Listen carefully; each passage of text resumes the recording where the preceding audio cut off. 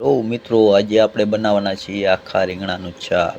તો જુઓ અમે ટમેટા, લીંબુ, મરચાં, આદુ, કોથમરી બધી વસ્તુ લાવી મૂક્યા છે. અને આ છે અમારા પ્રોગ્રામના વ્યક્તિઓ બધા. જુઓ બધા મિત્રો સાથે મળીને કામ કરી રહ્યા છીએ. તો તેની અંદર ગાંઠિયા ખાંડવાનું કામ મેં ચાલુ કરી દીધું છે મિત્રો.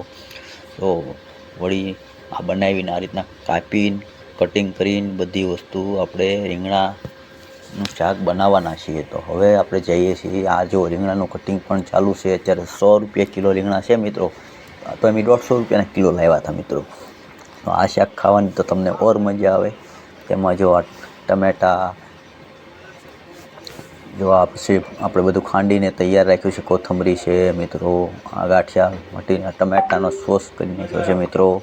તમારા ડુંગળી, તેલ બધી વસ્તુ આપણે લાવી રાખ્યા છીએ મિત્રો.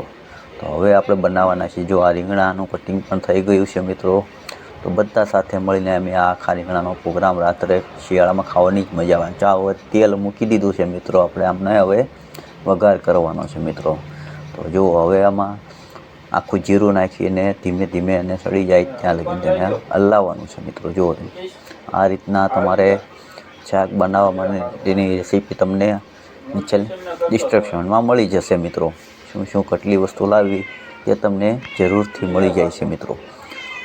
ત્યાં જો હિંગ નાખી રહ્યા છે ભાઈ ઘનશ્યામભાઈ.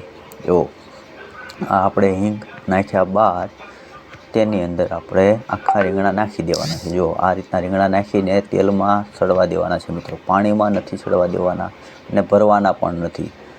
આ રીતના સડી જાય બાદ તમારે આનો ટેસ્ટ લેવો ખૂબ સારો લાગે. આ જો અમે સાથે સલાડ પણ કટિંગ કરીને રાખ્યો છે. અને આ રીતના આખું બધો મસાલો તૈયાર કરીને આ જો આખું શાક આપણું તૈયાર મિત્રો. તો